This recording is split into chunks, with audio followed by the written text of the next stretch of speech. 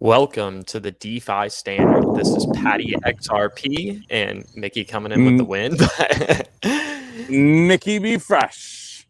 Nice. Well, yeah, first live stream we've done, I think, in about a week. So been a little bit kind of slow, not much going on. As far as Songbird, all we know is that it's supposed to be soon. We don't really know any dates or anything like that. So I don't know, Mickey. I was thinking about maybe putting a tweet out after this, trying to see if they'll give us some more information, but we'll have to see about that.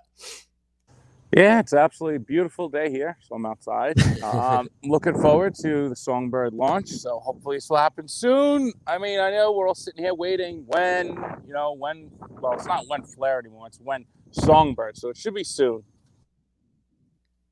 Yeah, hopefully. However, we do have some cool news I saw in the past 24 hours. Panther Protocol recently tweeted out that they will be deploying its privacy solution in many public smart contract pure chains. In effect, this will enable interoperable privacy for all of DeFi.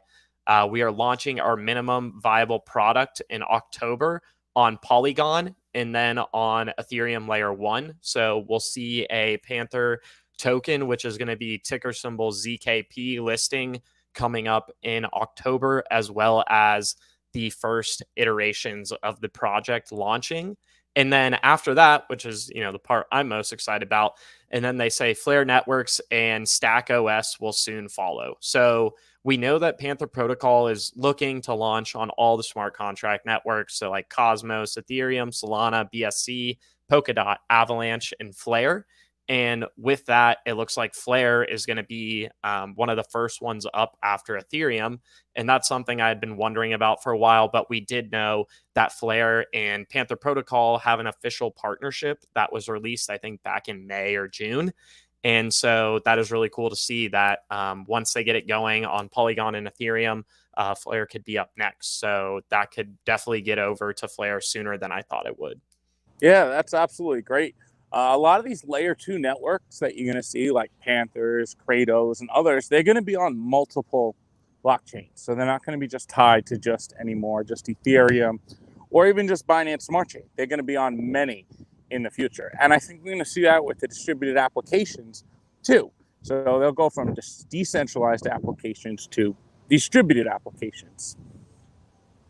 Yes, But Panther is absolutely. definitely one I'm looking forward to too in the future. Cool. Yeah. And then on top of that, Mickey, I don't know if you saw this, but basically Coinbase came out with a blog a couple days ago, and I hadn't seen it, but John Deaton tweeted out about it, and he goes, in quotes from the Coinbase blog, that Coinbase is stating the SEC also asked for the name and contact information of every single person who signed up for the lend waitlist on the Coinbase platform. That's So ridiculous. that's something that really pissed me off. I honestly, I don't know, what kind of legal ramifications are around that. Is that normal with the SEC? But to me, it's just absolutely disgusting. And reading that blog, they talk about they've been in talks with the SEC for over 6 months on this. The SEC's not told them why they view what they're doing as a potential security. They've issued them a Wells notice, which was what they did to Ripple back in December of last year. So, I mean, I'm hoping that Coinbase actually goes ahead and launches this product. One, because I think it's good for people if they can, hold a stable coin and earn 4% yield. It's better than what they can do with, most people's bank accounts at this point. And I would like to see somebody else go ahead and start fighting the SEC. And I also saw a funny thing that was like, I think Jeremy Hogan was like, you might as well fight two battles at once and go ahead and relist XRP. And then I saw somebody commenting, the relisting of XRP would probably pay for their legal fees as well. So I thought that was pretty funny. And we know we saw some of the stuff coming out with Coinbase yesterday around some trading pairs being listed on Coinbase Pro. It looks like there's a tweet from one of the people that work there, which funny enough, one of my friends actually used to work for this guy. And he was saying that basically they enabled the read flag to on with that when they were doing some back end stuff. So it appeared on people's applications, and that's why. And then they took it back down because they realized that they accidentally revealed that. So I don't know what that means, if it means anything. Maybe they're just thinking, this court case probably with Ripple and SEC would come to an end in maybe the next few months. So they're kind of just preparing for when they can list XRP again, or is it something else? I don't really know, but it is interesting. Yeah, now along with that, the SEC made an admission that we just saw posted by Jeremy Hogan on Twitter that said that they have not told any third party that XRP has ever been a security until filing that lawsuit. And I think that was a big admission by them. Basically, some people is like, well, why isn't it thrown out of the court right now? And, just because they admitted to that doesn't mean the case gets thrown out. But I think this adds to their fair notice defense. Once again, it's just a stacking of evidence for them to use this fair notice defense. And then once Judge Torres approves the fair notice defense, so she has to strike it. So it's leaning all this evidence that keeps piling up, more and more of it. Seems like she's not going to strike it. So in that case, then, I think we're going to go to a summary judgment. I don't know if anyone saw Brian Quintez's interview with Tony from Thinking Crypto. It was a great interview. Yeah, well, he released it today.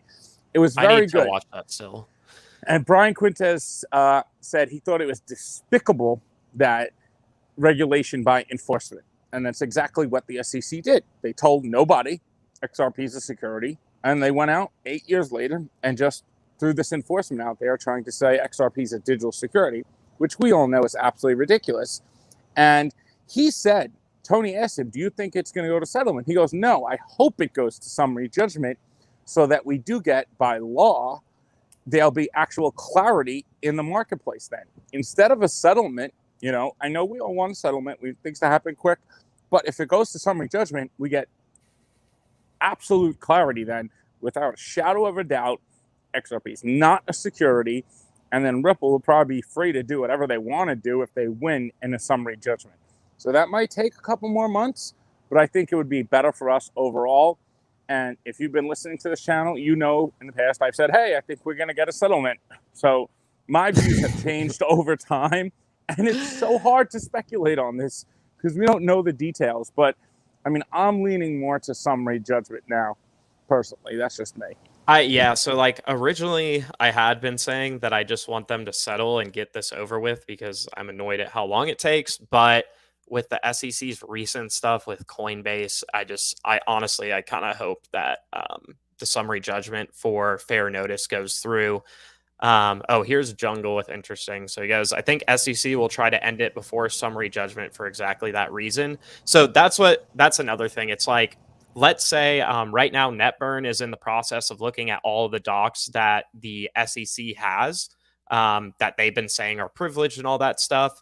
And so she's doing that. The SEC will be able to file something at the end of it on the 14th. Then Ripple will have 2 weeks for response. But with that, I kind of agree with Jungle. If there is some stuff behind the scenes that we think there is, then, this could get Ripple a really favorable settlement that maybe they would want to take instead of going all the way to summary judgment. The SEC gets scared, basically. Mm-hmm. Yeah. No, I agree on that. Let me go inside. It's windy. The thing with that is, can we get the clarity that we need from a settlement, though? That's my question. Are we going to be able to get the full clarity from a settlement that's going to not just give Ripple the clarity it needs, but the Coinbases, the hedge funds, the institutions, the payment providers in the US to use XRP? If that language can be written in the settlement, then yeah, I'm all for that. The question is, are they going to do that? And if, there's damaging information that comes out, really all we need is just that one employee actually was able to hold XRP and trade XRP. It doesn't even need to be a commissioner or anybody at the high level, just that they told the SEC, hey, XRP 2015, 16, 17, 18, whenever it was, I think that would be enough damaging where the SEC might not want that to come out. So I think we're really at the stage right now where, the SEC is going to have to make a decision. We don't know what's going on behind the scenes. How much are they not giving going to give in because of this. It's really hard, especially on Mickey. Mickey, you may want to, yeah, you're kind of cutting in and out. If you want to move, I'm on Wi-Fi. We should be good now. Okay. Go ahead. Continue with what you're saying. I'm on Wi-Fi. We're better now. Sorry about that. Can you hear me? Cool. That's all right. Yeah. Can you hear me? Yeah. Can you hear me? Yes. Yes. Okay. Go. Did you want to continue? No, I'm done. Okay, cool. Yeah. So another thing, and then, aside from that case, that's still ongoing. And I think some of the biggest stuff is happening this month. It's just probably stuff we won't see until close to the end of the month or going into October. And also interesting. So there's a court case between Epic and Apple right now. And I saw Matt Hamilton retweeted this. And this is just interesting. But basically, a judge issued a permanent injunction against Apple. Developers are now allowed to direct customers to other payment systems. So basically, Apple's App Store, they get like fees, which are pretty high for everything that's purchased like in-app, so in-app purchases. And they have to go through that store and use their like payment lines and all that. But this means that people can start building like phone apps and stuff and accept payment in cryptos or other kind of ways that you'd want to. So I think that's a cool thing. We'll see who wants to actually do that, but I could see maybe some applications start moving forward with that in the future. But I just think that's a cool thing that happened. And, I don't know if it leads to anything, but definitely interesting. Well, what it is, it's breaking down the walled garden that Apple has had on their app. So when you're inside an app now, especially with gaming and in-game tokens, and even things like Matt Hamilton said using XRP, but we know projects like Forte are coming out and other NFTs, you're going to start to able to see the use of those in actual in-game apps. And this, I think, was a step in the right direction, because prior to this, you had to do, it had to go through Apple, and then they would take their 30% cut. So now this is good for the developers, I think, and this is good for the actual users. So once again, breaking down, walled garden walls is a good thing. That's always a good thing, I think. Absolutely. And then, for the next part of this, Mickey, I also, I don't know if Anonymous XRP is in here today, but he replied to our tweet about the live stream earlier, and he was saying it would be great if you could go over the limitations, for want of a better term, of Songbird yield options versus Spark, the platforms and apps rather than just the tokens. So I think that's an excellent thing to discuss. Mm-hmm. And for that, we can turn this one into a little whiteboard thing so I can draw some stuff out for you. But Mickey, I don't know if you have anything to start with there while I get this set up. Well, while you're setting that up, the one key difference that we do have to remember here when it comes to rewards, to know the supplies are going to be different. So for Flare Network, there's 100 billion Spark tokens total supply. For Songbird, there's 15 billion Songbird tokens, and that's all. That's the total supply. Not that there's all there's going to be. So when the rewards are going to be based on those total supply. So the inflation rate is the rate that goes to the rewards for the FTSO and the STSO. So it's going to be a 10% inflation rate on Flare. So think 10% of 100 billion is 10 billion will come out per year in inflation rewards to those who provide price feeds to the FTSO and those who delegate to the signal providers. With Songbird, you only have 15 billion. So now 10% of 15 billion is only 1.5 billion in inflation rewards. So you're going to earn less from the STSO, which is the Songbird time series oracle, than you are from the Flare time series oracle. So it's based on that total supply. And that's why Songbird's going to have just less rewards. Now, 8%, I believe it is, of that 10% is going to go to the FTSO. 2% is going to go to the UNL validators of the state connector system who signal back the data from those networks to the Flare network. So there'll be a small incentive for those validators there. But 8% of, 10 billion is 8 billion would go to the FTSO on Flare. And then 8% of 1.5 billion would go to the STSO. Yeah. And I think that's a good start. So this kind of goes back to that conversation when we had the whole governance hiccup back in early June or late June, I think. Mm-hmm. And with that, one of the reasons that they were going with this long-term distribution model, like Mickey is saying, if there's 15 billion of the total 100 billion tokens, and that basically this 100 billion, that's the nominal amount, like the original supply basically set, that raises this total tokens coming in from inflation. So you only have 15 billion Spark tokens potentially battling for 1 month of this 10 billion inflation, versus you have 15 billion over here fighting for 1 month of 1.5 billion inflation. So much higher over here.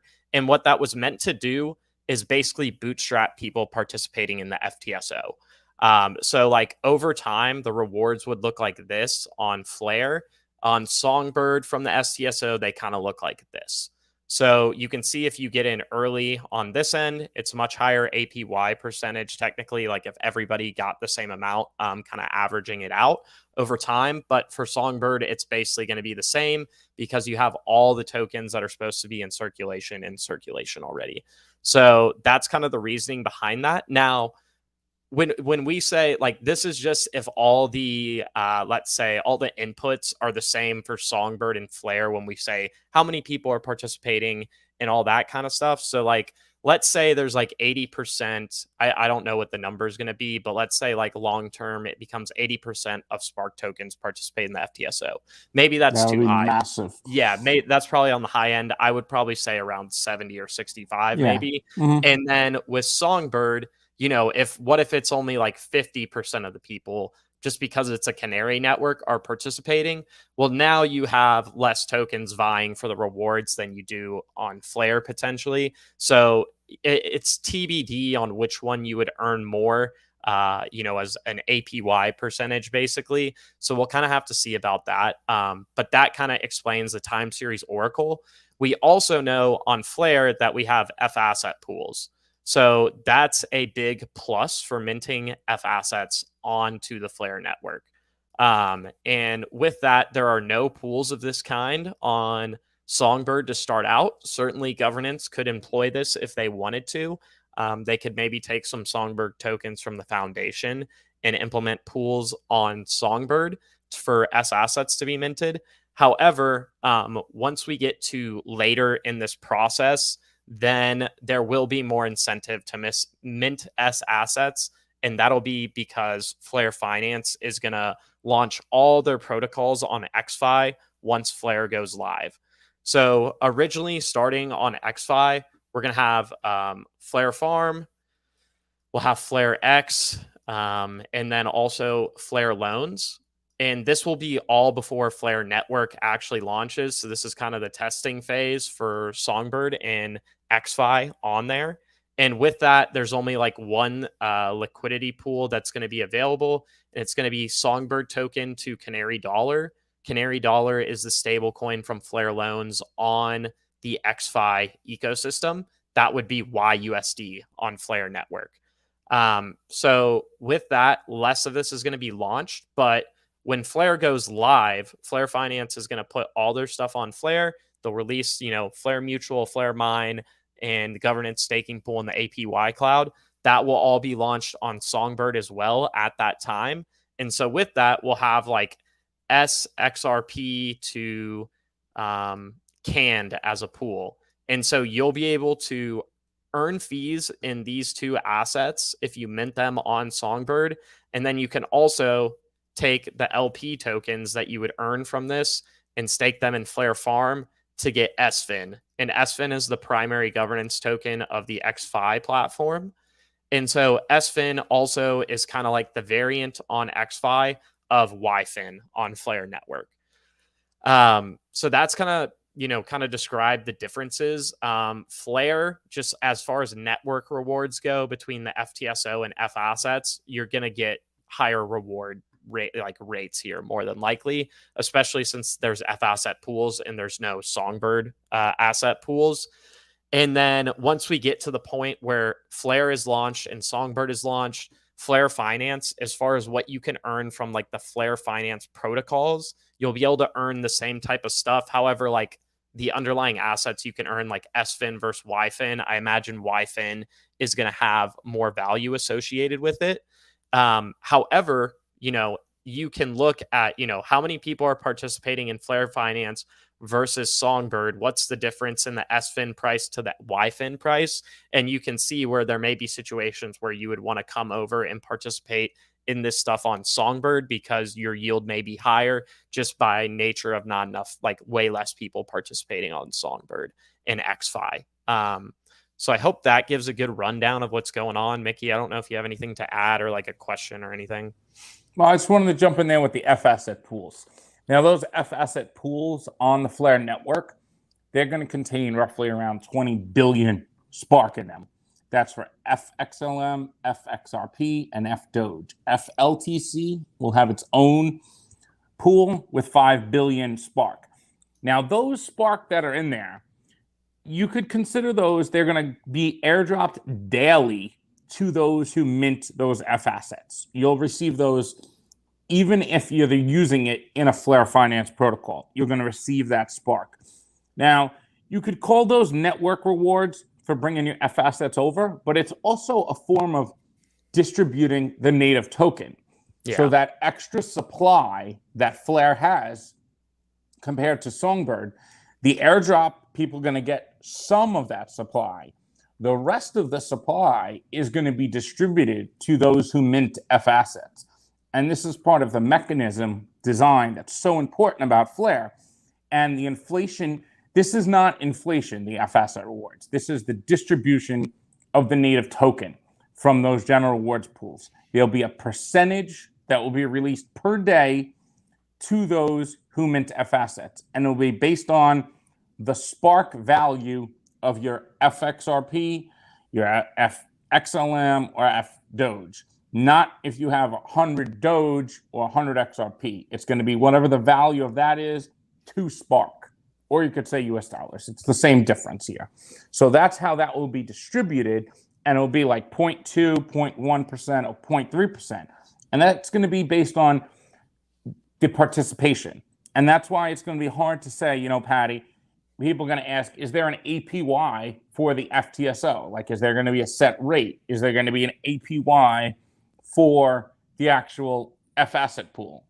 And the answer is no, because it's based on, unlike staking, it's based on participation in the actual protocol. So if depending how many people are participating in the FTSO, everyone who is delegating to a signal provider cannot trade on the exchange simultaneously. Either pick one or the other. Same goes for the minting of XRP. If you're minting FXRP, you can't be trading XRP on the exchange. So what this is doing, it's more of that total value locked concept. And it's pulling assets off the exchanges, bringing them onto the Flare network and unlocking their value and using them and participating in the actual network. So in the beginning, the rewards are going to be massive because less people are going to participate. So it's just based on that. And then the third variable here, Patty, is the value of Spark. So if Spark's value goes up and you're earning the same Spark per day, you're earning more dollar value. And the same goes for the release of the F asset rewards. Your FXRP, just say you're holding it in your Bifrost wallet, right? You're earning Spark. If Spark goes up 5x, you're earning the same amount of Spark if the participation's the same, but that Spark's now worth more money. So those are the different variables there. On Songbird, you're just not going to have that F asset pool. My opinion on that, Patty, is it's going to be interesting to see where that goes. It's meant to be a testing ground, a live testing ground for the F asset system first. So they're probably going to encourage people to use like $20, $10, just mint some SXRP, just to test the system. But it's really there as a live test net. It's a main net. It's not a test net, but to just get the actual project, tested in a real live environment. Yeah. And so with that, Mickey, here's a really great snapshot from Masari that talks about initial token allocations for some of the bigger public blockchains. And we can see there's something called community allocation. So ecosystem funds or airdrops that will eventually go to the community.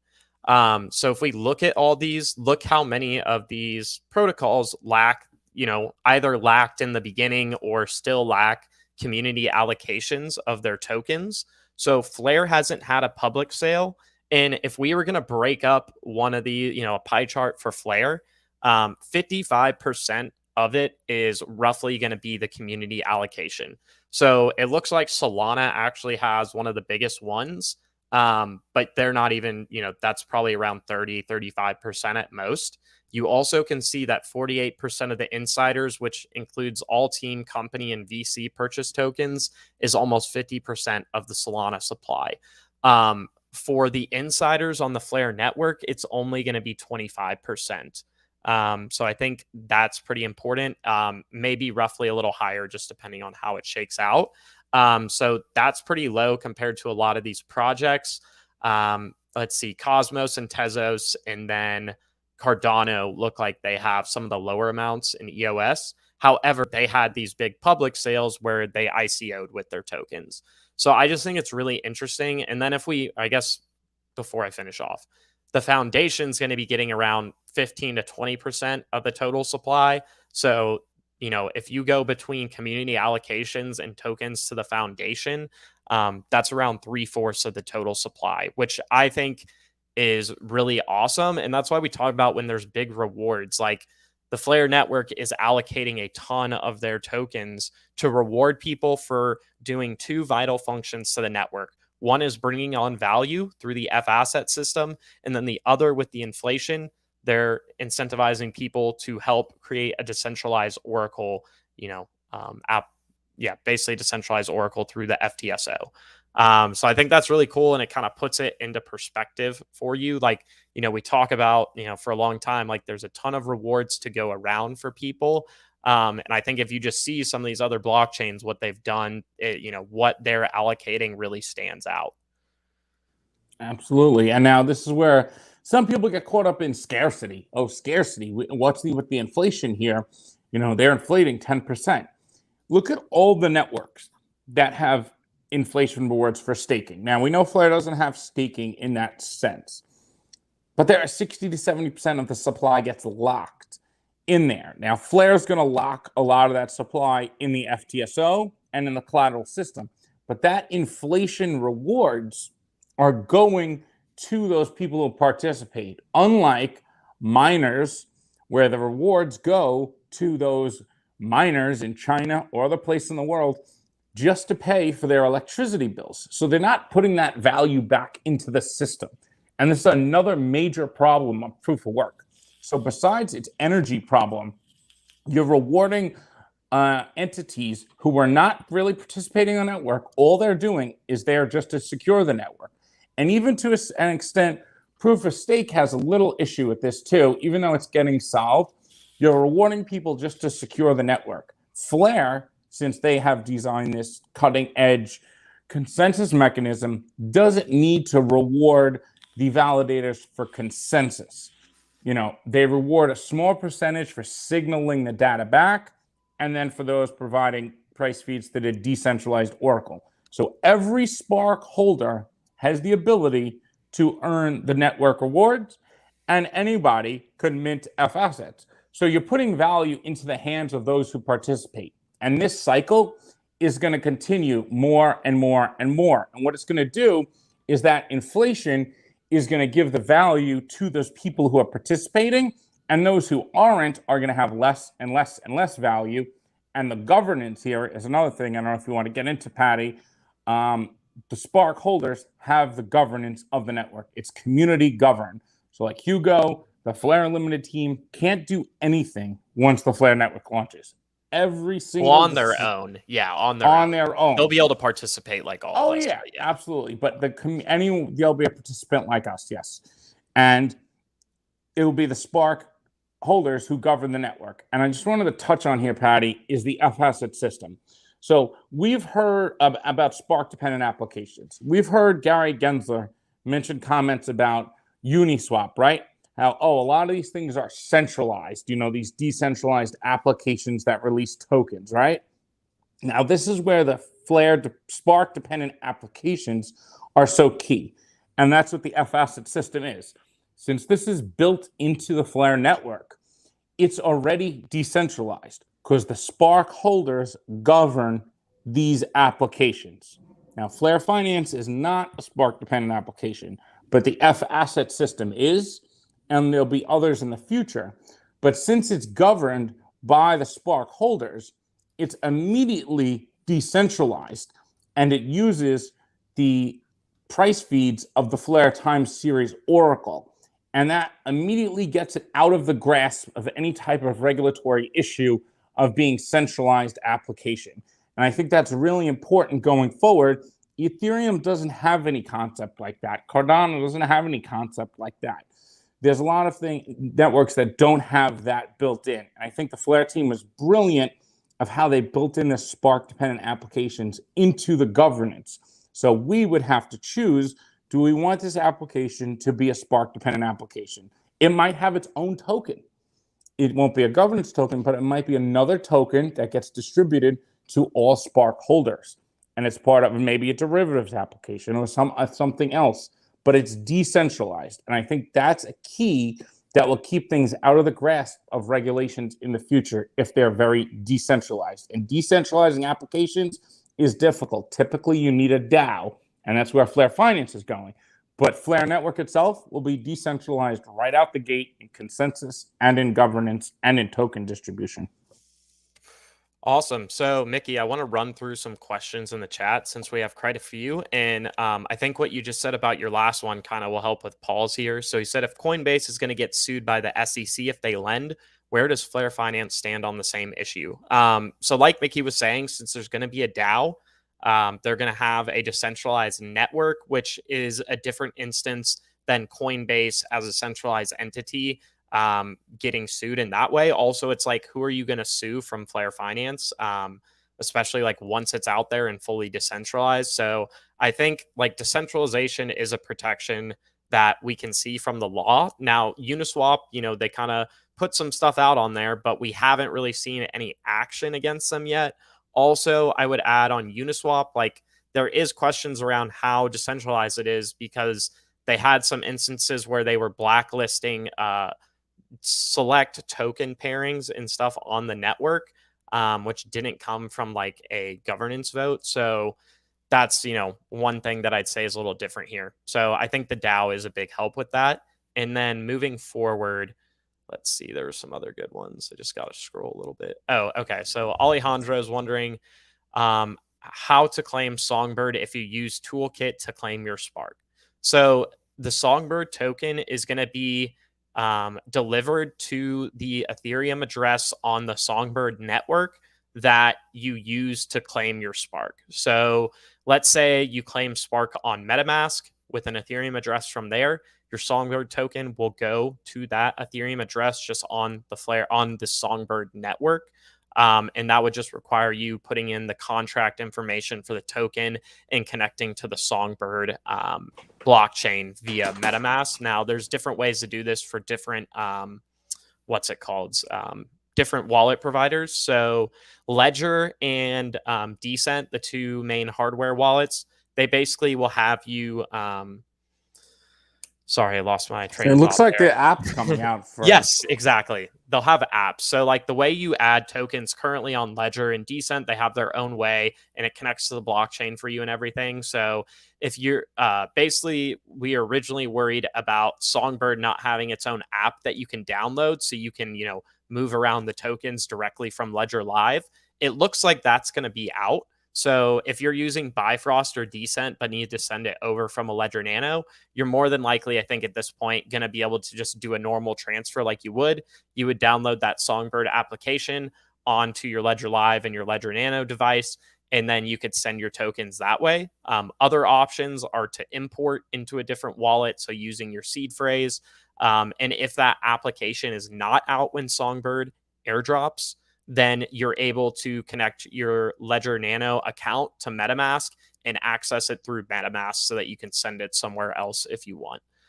So those are the options we're at, but I'm actually, I think there's a good chance that we'll see a Songbird application from what I'm seeing so far. So this is the first time I felt good about that.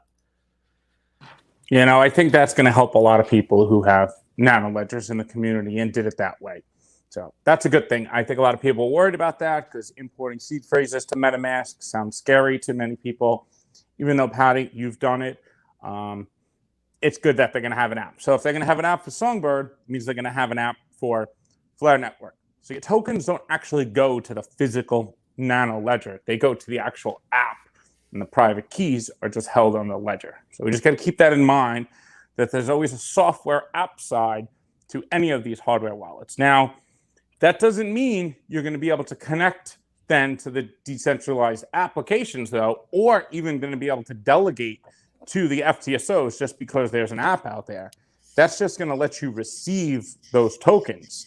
Now, when you receive the tokens, you're going to still need to be able to connect to the FTSO signal providers or to Flare Finance's interface or Probity's interface or Gala. And to do that, you're going to need a Web3 wallet. So you probably have to move your tokens. Either you could connect it to MetaMask, move them to MetaMask, or move them to Bifrost or Decent. And Decent and Bifrost, I think, honestly, right now, you know, and we have no association. We're not sponsored by anybody in any way, shape, or form. But I mean, I recommend Bifrost or Decent. They're both going to be supporting have portals so that you could integrate to a signal provider, and you'll also be able to literally link that Web3 wallet right to the Flare Finance website, and you'll be able to do that right from your wallet. Decent looks really good, and they have a hardware wallet option if that is something that you feel you need, or then you got Bifrost as a hot wallet, but that's pretty secure too because you have the seed phrases locked in the secure element. But if you do feel you need a hardware wallet, I think Decent is probably the way to go. Otherwise, what are you going to have to do with your nano ledger, Patty? You're going to have to hook it to MetaMask, right? Even if the app is out there to use these dApps.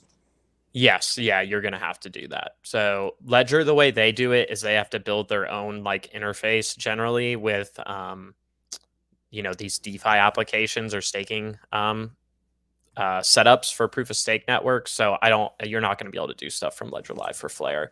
Not right away. It's not to say you won't ever be able to, but you're definitely not going to be able to. Here's the thing. It's like, all right, well, like if they let you delegate your Spark token, but that's it. Like, I mean, they don't really go very far on Ledger Live from what I've seen as far as participating in DeFi. Like if you want to get on these dApps and stuff, you're going to have to be with some Web3 wallet that's providing that connection.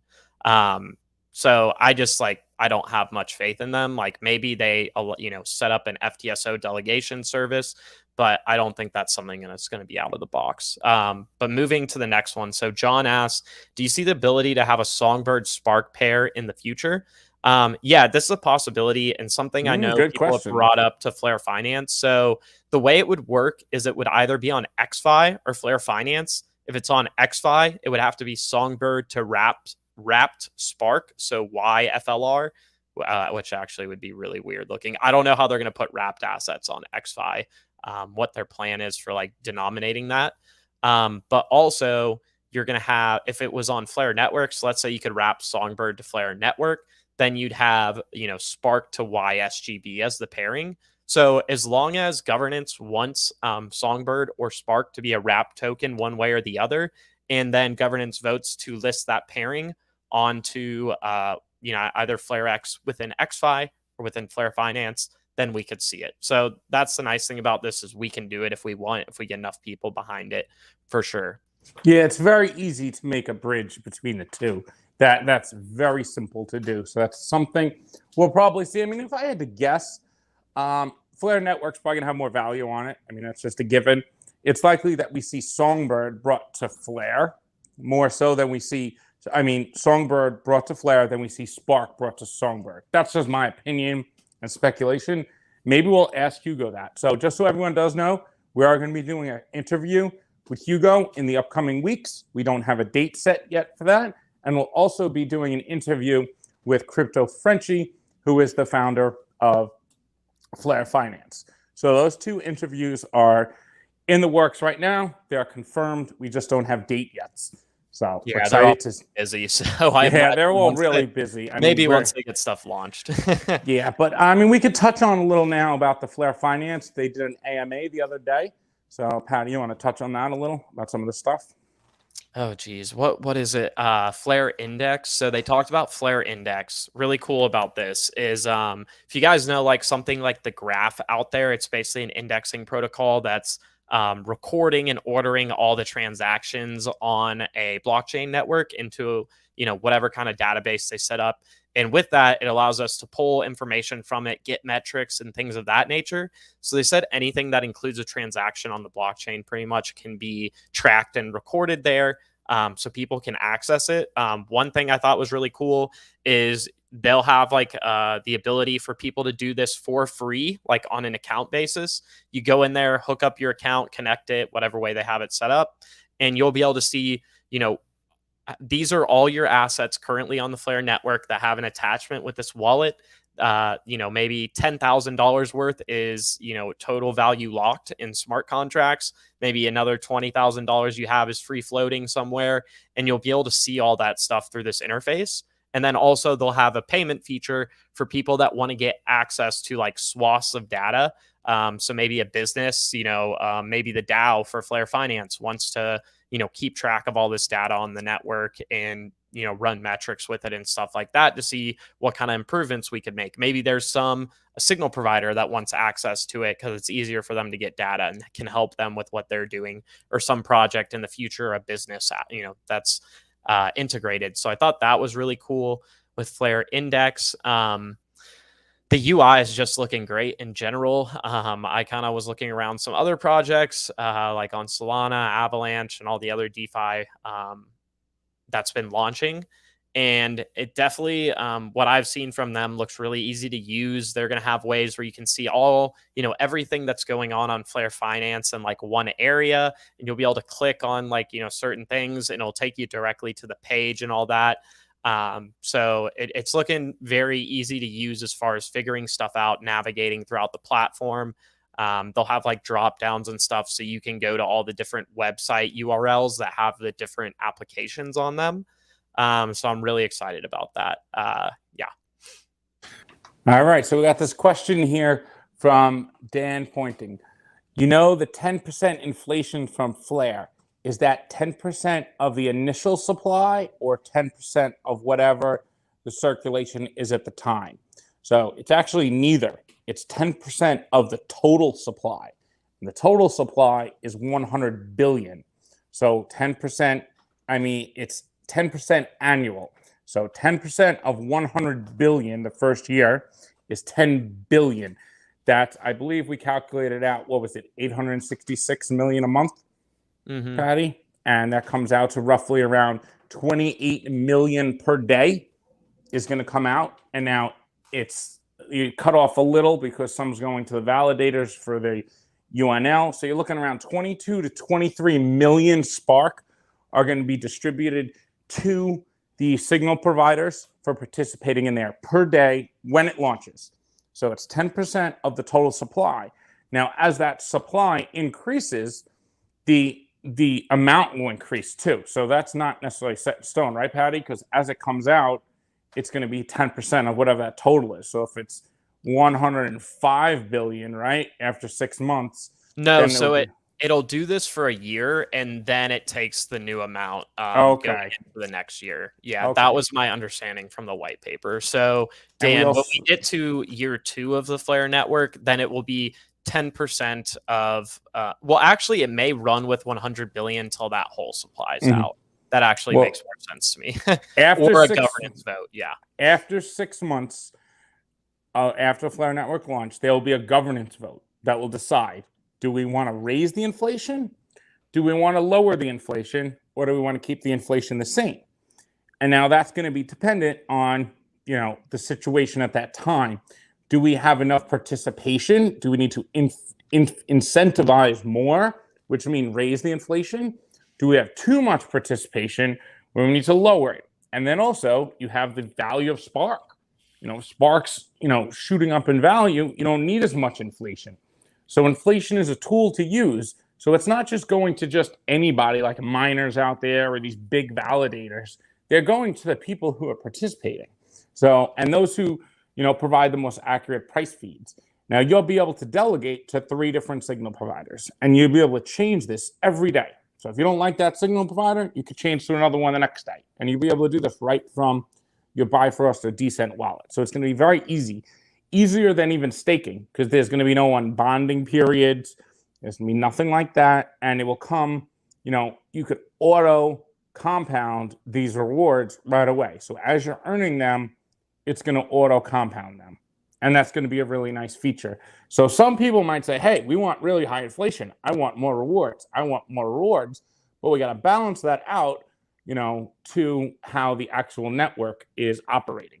Yeah, I mean, you don't want to overflood the ecosystem with Spark tokens. If we're getting to a point where there's too many out there, so people are selling them and don't want them as much, like that's not something you want to see as well for long-term development. So we gotta find wherever that balance is, that equilibrium where the Spark tokens, that are coming out are being utilized or held by people, and it's not if enough dollars come out to you, you're probably going to get rid of them, kind of with what happened with the stimulus. So yeah, Mickey, for this next one, I really like. Well, I don't know about necessarily. Sorry, just one more thing right there. Yeah.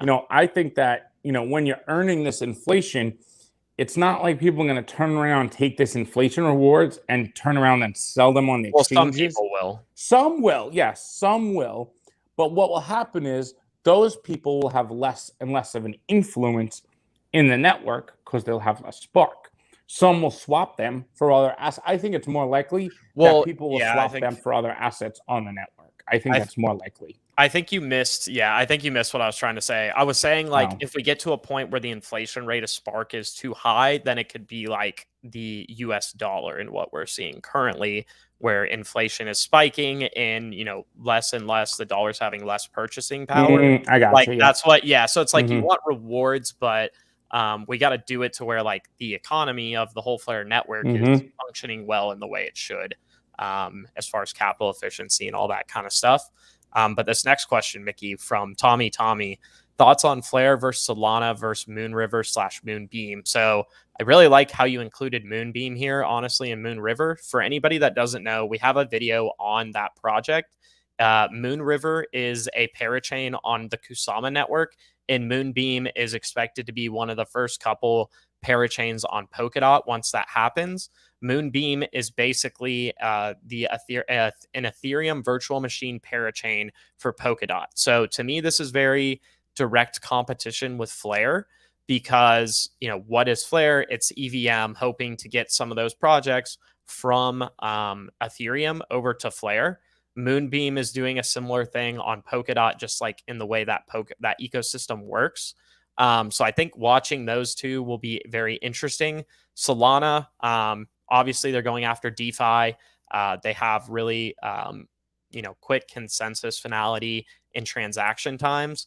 I actually read an interesting thread on Twitter about Solana yesterday, though, and as far as how many transactions show up, apparently they're one of the only blockchains that records all the consensus action and stuff on chain, as far as every kind of action or thing they do with consensus, the validators, is actually recorded as a transaction on chain, which is very interesting, but kind of will inflate what is the true transactions going through the network when some of them are really just consensus related. So I found that interesting.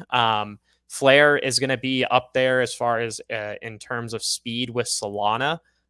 We saw that when Sean Rowan, the CTO of Flare, posted out some tests they were running with block times on Flare network, and it was looking really fast. And Solana, we know it has a very fast blockchain. Moonriver / Moonbeam is going to be a little slower than Flare and Solana, just because Polkadot consensus isn't as fast. But I do think this is going to be very interesting to see play out, especially how projects react to Moonbeam and Flare versus one another. Yes, and I think Solana's is a little, not to knock it in any way. Solana's actually, one of the better networks that are out there right now. Yeah. But the 60,000 transactions thing is a little of a hype and a marketing thing. What's going to happen in the future is we're going to see things move to more layer 2. You're never going to need 60,000 transactions per second on a layer 1. Things are going to move to layer 2 and above. So I think when it comes to the future of, say, okay, I'm going to have a stock exchange that's going to be trading all these different things, they're never going to happen on layer 1. Even Hugo has said if things got a little too crazy with the FTSO and there was too many transactions and stuff going through, they would just move to layer 2, because that's how you have to scale. Not everything is going to have to scale on layer 1. And who's the one person who's told us all this? David Schwartz. He said, we kept the XRP ledger as lean as possible, and we felt 1,500 transactions per second is more than enough just for the layer 1. Everything else can be scaled out to payment channels, to layer 2, to side chains, and other types of methods. So the scaling of layer 1, I think, has to be lean. Obviously, Ethereum and Bitcoin are not nearly enough with the 7 and 12 transactions per second. That's not going to cut it. And their fees are ridiculous. Flare is not going to have the high gas fees. They're going to be capped. So that's going to be something that's really nice. And I think they showed the gas fees. What was it? 0.0055 was like the gas fee. Yeah, no, it was ridiculous low.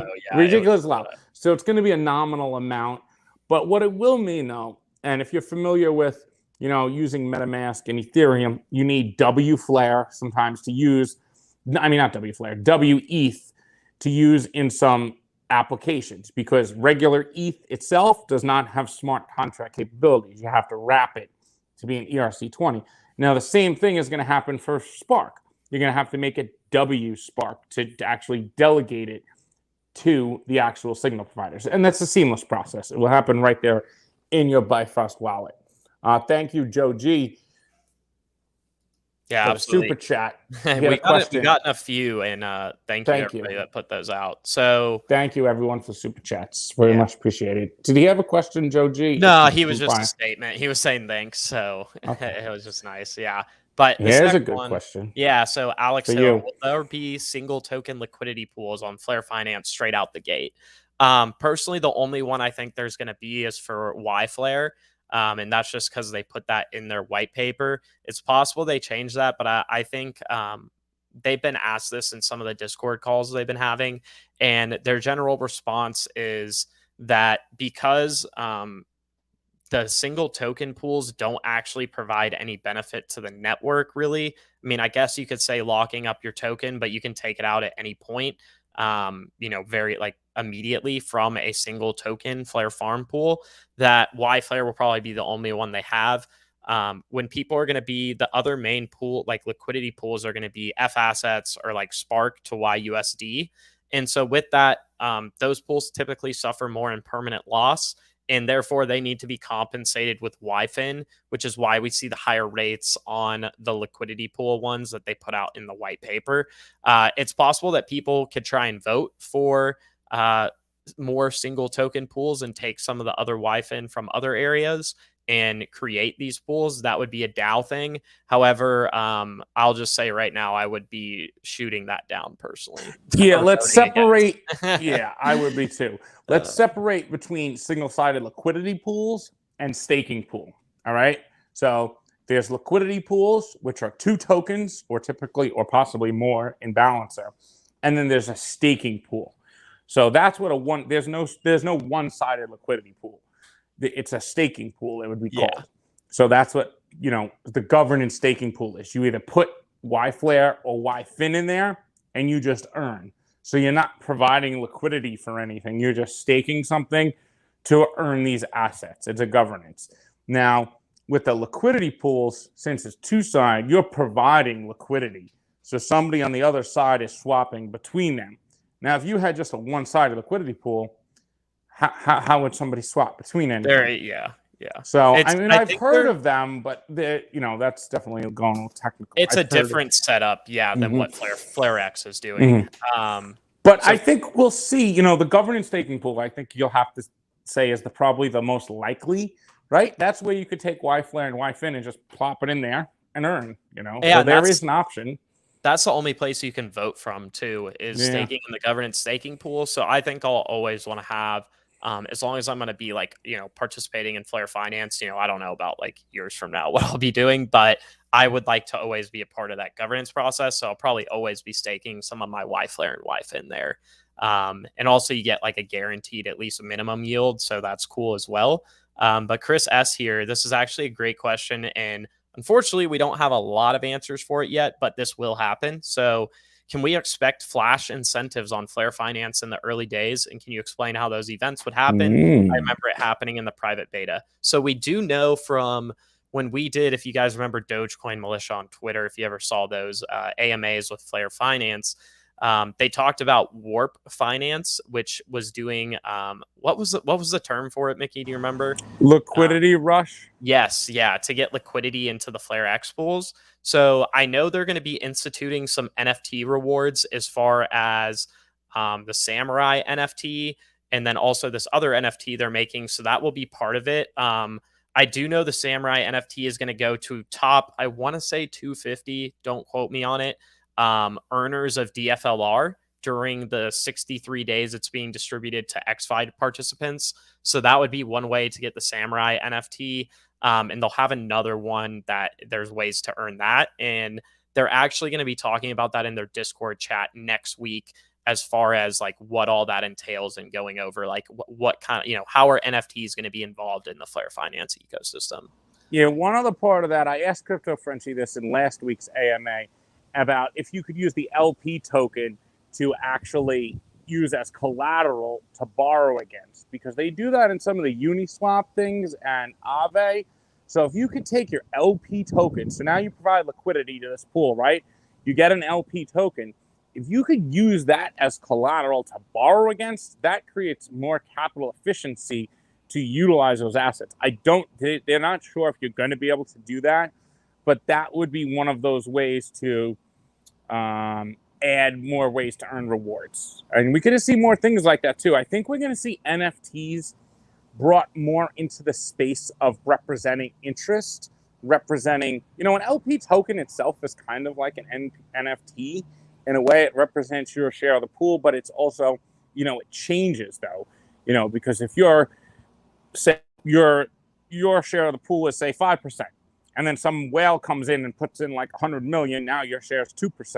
So it does change, but I think there's definite innovation that could happen around these LP tokens and how they could, change in the future, and we could do more with them.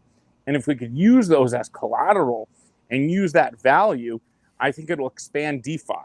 And if you saw a video from yesterday, unfortunately, we got copyrighted on the Tiki Tawari clips, unfortunately. But if you want to see the full clip, the full one, it's on Cinnamon. But he talks about how, the next protocol that could create synthetic derivatives in a full decentralized way. Now we're talking fully decentralized, is going to be the next billion-dollar protocol. And I do believe that. What do you think of that, Patty? 100%. I mean, we talked about in that video, but like the derivative market is hundreds of trillions, if not even a quadrillion dollars at this point.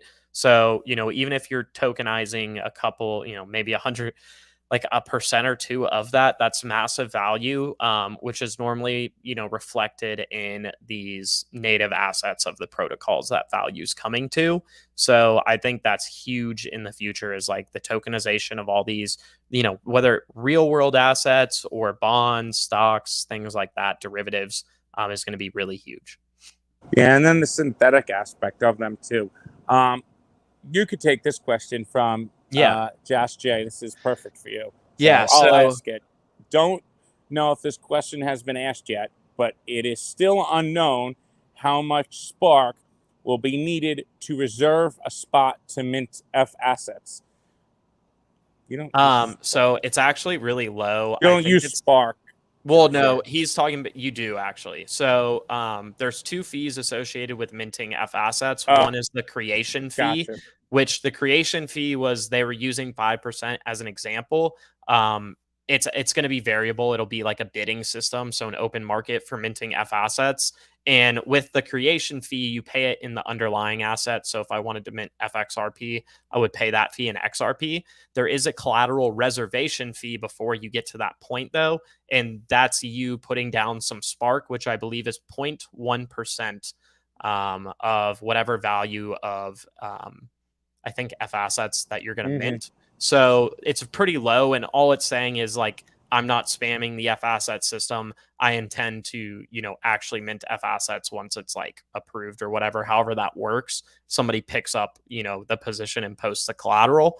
So that's the only thing you would need Spark for there. Interesting. So you will need some, even though it's minimal. So instead of needing that 5% in Spark, you only need 0.1% in Spark to actually mint the F asset itself. So you don't have to really hold if you don't want to. So we could see people coming into the Flare network who aren't necessarily Spark holders even, and they could just mint their Doge, they can mint their XLM, they can mint their XRP to an F asset, and then become Spark holders by earning that Spark. And I think that's what brings people into the ecosystem here. So unlike other networks, when you wrap Bitcoin and you bring it to Ethereum, you don't get yield from that natively. You know what you get? You get high gas fees and slow transactions. That's what you get when you go to Ethereum. With Flare, you'll get yield natively, and then you'll simultaneously be able to utilize that asset. But yes, there is going to be that bidding system, like Patty just explained there. How that's going to work, there is going to have to be some type of fee to actually mint that FXRP. And the reason for that is the agents are putting up the Spark as collateral. So I guess that, I don't know if you say it's opportunity cost for those agents, but they'll also be able to earn from the FTSO while they have that Spark as collateral. The question we still have, are we going to be able to stake our Spark in that F asset system? We know we're not going to be able to do that in a decentralized way. That's going to go through like your Celsiuses, your Nexos, your Bittrues, your Upholds. They're going to say, hey, just stake your Spark with us. We're going to pay you 15% APY. Now, you're not going to be able to delegate to an FTSO then too. You're just going to get one set rate. So what Flare built in here was a way that people who want to participate in a decentralized way with Spark can delegate to the FTSO. They can mint F assets, but it also allows for these CeFi providers and these exchanges and custodians to have a place for where they could earn and offer services to their customers too. So what this does is it creates this big ecosystem. And then you have the signal providers, which is going to be a huge ecosystem. I think he said it's going to be between 50 and 75 to start out, signal providers. That's what, yeah, I believe so. I know there's like 20 at least that are out there that I know about. So, which I even think 20 is a pretty good amount to start off with, to be honest. So. Well, he said he wants up to, 50 to 100. And that's something they really want decentralized out the gate. I think it's very important because that will build a whole nother ecosystem. And then we'll have different applications built out of these oracles that are all over, outside of the Flare network, bringing in data. And with derivatives, we didn't touch on this, oracles are key. You need the best, most accurate data for derivatives. And you can't just count on a single oracle. Now, Chainlink has most of the, market share right now for oracles. And that's great. But there's going to be many oracles needed and different types. The FTSO oracle system uses a different mechanism design than Chainlink. Chainlink uses, you put up stake the oracles, and then they get slashed if they put bad price feeds. Where the Flare system is different. If you provide good price feeds, you get rewarded, and you don't have to put up stake. So those are opposing differences. Granted, Chainlink could connect to many different networks. FTSO is just for Flare. So, they're not really competition. Actually, a signal provider can use Chainlink, and the FTSO is more for connecting to exchanges, outside price feeds like gold one day, oil, and other things could run through. What's that? Sports. I mean, anything could be run through the FTSO. Yeah. So there might be only 10 price feeds right there, but in 2 years, there might be 100. You might have gold. You might have, oil. You might have silver. You might have all different types of Tesla stocks. all different type of things that could be added to the FTSO. And you know who adds those? You and I, the governance. And the governance is really such a key component of these decentralized networks. So how do you have decentralization and still have the ability to enhance the network and govern the network and evolve it and add new technology? No, well, Mickey just cut out. So guessing his Wi-Fi went out. We're gonna end soon anyway. So this is the last question I want to take from Wald Gardner. And he says, do you have to close out your LP position in order to move the LP token to Flare Farm? So you have to have a liquidity pool position to even have LP tokens. So you would have to have an open position in a liquidity pool, let's say FXRP to YUSD. Once you deposit liquidity there, then you're able to get the LP tokens and stake them in Flare Farm. And then from there, you're earning YFIN daily from Flare Farm. You can take out that YFIN whenever you want. And then also, if you want to take out your liquidity out of the liquidity pool, you take your LP tokens out of Flare Farm and move them back over to Flare X and basically burn the LP tokens, and it releases your deposited like assets that you had for liquidity or whatever your share is of them at that point after all the changes and rebalancing that happened to that liquidity pool. But with that, I think we're going to wrap it up here.